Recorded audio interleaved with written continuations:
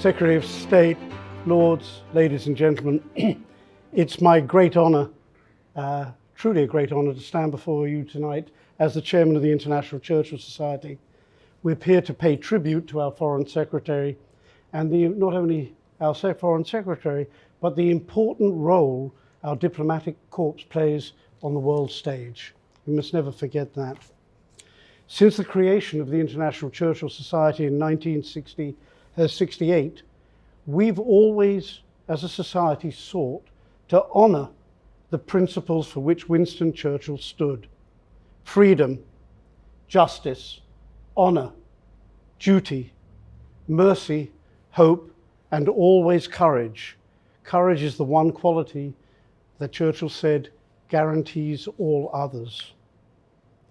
And these values were celebrated last year when, looking at that mounted photo at the end there, through the good offices of the then Prime Minister, we presented Ukrainian President Volodymyr Zelensky with our 2022 Winston Churchill Leadership Award. This recognized his leadership on behalf of the Ukrainian people in the face of Russia's unprovoked invasion. Leadership that, like Churchill's, has not wavered. I'm also truly privileged, as David mentioned, to be a trustee of RUSI.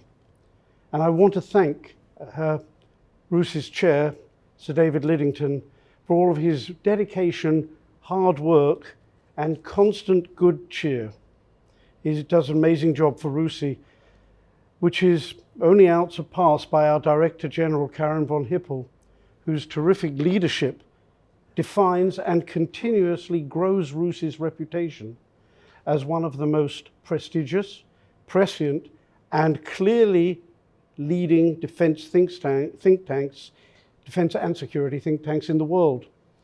The ICS-RUSI partnership is one for which we are extremely grateful, because RUSI's role leading in promoting topics that include the public debate of defense, security, international affairs, all of which were greatly influenced by Churchill in his lifetime and today. Over the years, RUSI has had some of the most talented foreign secretaries, and our incumbent is no exception. It's, for me, though, particularly poignant that James is here, and he's a graduate of the University of West London, where I'm the Chancellor, and I'm sure it's equally poignant for Professor Peter John, who's here somewhere in the room, who is our Vice-Chancellor and is also here this evening. And congratulations, Peter, on the university and its high rankings and being the #1 modern in the country. The UK is increasingly seen as a crucial player on the world stage. This nation plays a leading role in her alliance with other nations, promotes democracy and human rights. And I think we're all particularly proud of our nation always being the first to stand up in the fight against global threats. But as we gather here this evening, I'm struck by the parallels between Britain's role in the world today and the actions of Sir Winston Churchill during the Second World War. At that time, Churchill understood that Britain's leadership role in the world was critical. He knew that we had a responsibility to stand up for what was right, to defend democracy and human rights, and to work tirelessly to promote peace and stability in the face of adversity. Today we face a new set of challenges.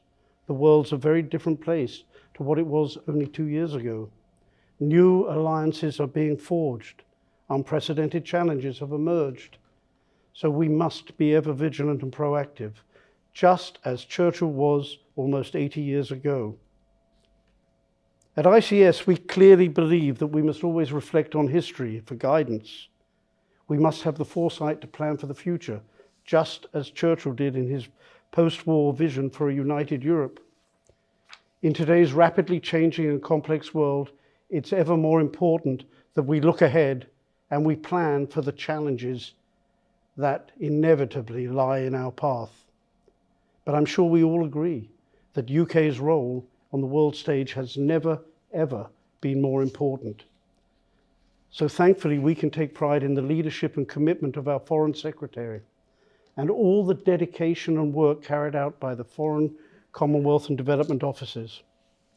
Let us continue to work together towards a better world, guided by the same sense of purpose, determination, and resolve that Churchill showed us all those years ago. So thank you, Foreign Secretary, for your tireless efforts to promote the UK's interest and uphold our values on the world stage. We applaud and we thank you.